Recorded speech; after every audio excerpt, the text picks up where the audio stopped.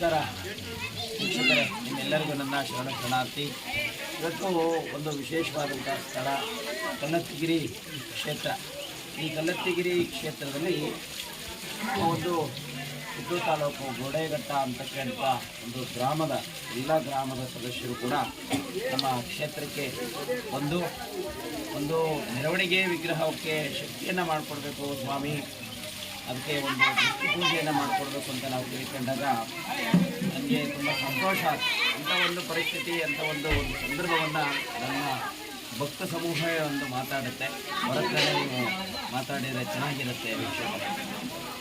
ನಾವು ಈ ದುರ್ಗಮ್ಮ ದೇವಿಯನ್ನು ಮಾಡಿಸ್ಬೇಕು ಅಂತ ಭಾಳ ಪ್ರಯತ್ನ ಪಟ್ಟಿದ್ದು. ನಾವು ಇಲ್ಲೆಲ್ಲ ಹೋದರೂ ಕೂಡ ಅಲ್ಲೆಲ್ಲ ನಮಗೆ ಅಂದ ಅರಿಲಿಲ್ಲ. ಯಾರೋ ಪುಣ್ಯಾತಂದರು ಕೆರಗಳ್ಳಿಯರು ಪಂಡಿತರು ಒಬ್ಬರು ದೇವ್ರು ಮಾಡಿಸಿದ್ರು, ಇಲ್ಲಿ ನಡೆಯುತ್ತೆ ಹೋಗಪ್ಪ ಅಂತ ಹೇಳಿದರು. ಆಗ ನಮ್ಮೂರು ಪಟ್ಟಣೆ ಅವ್ರ ಊರು ಚಿಕ್ಕಮಾರ್ಪನಹಳ್ಳಿ ಅಂತ ಊರು ನಾವು ಕೇಳಿದ್ದು ಹೋಗಿದ್ದು, ಅಲ್ಲಿ ಸಂಬಂಧ ಎಲ್ಲ ಇತ್ತು. ಆದರೂ ಗುರುಗಳು ನಾವು ನೋಡಿರಲಿಲ್ಲ. ಆ ಸಂದರ್ಭದಲ್ಲಿ ನಾವು ಅಮ್ಮನ್ನೇ ಅಪ್ಪನೇ ಕೇಳಿದ್ವು, ತಾಯಿ ನಾವೆಲ್ಲಿಗೆ ಅಲ್ಲಿಗೆ ಹೋದ್ರೆ ನನಗೆ ಒಳ್ಳೇದು ಕಣಪ್ಪ ಆಗಲಿ ಅಂತ ಮಾಡಿಸಿ ಅಲ್ಲಿ ಅಂತ ಹೇಳಿದ್ವಿ.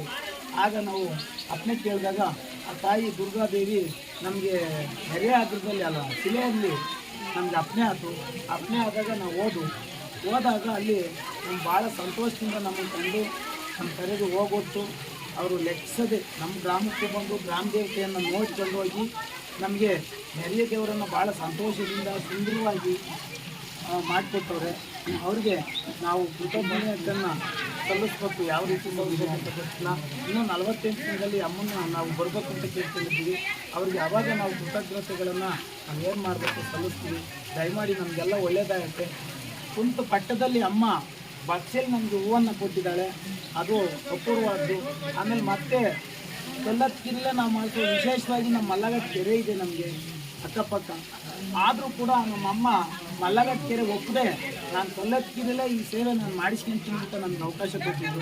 ನಾವು ಕಲ್ಲತ್ತಿಗಿರಿ ಇತಿಹಾಸದಲ್ಲಿ ಯಾವತ್ತೂ ನೋಡ್ತಿರಲಿಲ್ಲ. ಈ ಅಮ್ಮನಿಂದ ಈ ಗುರುಗಳನ್ನ ನಾವು ನೋಡಿದ್ದೀವಿ. ಅದಕ್ಕೆ ನಾವು ಧನ್ಯವಾದಗಳನ್ನು ಸಲ್ಲಿಸ್ತೀವಿ. ಎಲ್ಲರಿಗೂ ಶರಣಾರ್ಥಿ. ಈ ಗ್ರಾಮಕ್ಕೆ ಎಲ್ಲರಿಗೂ ಒಳ್ಳೆಯದಾಗಲಿ.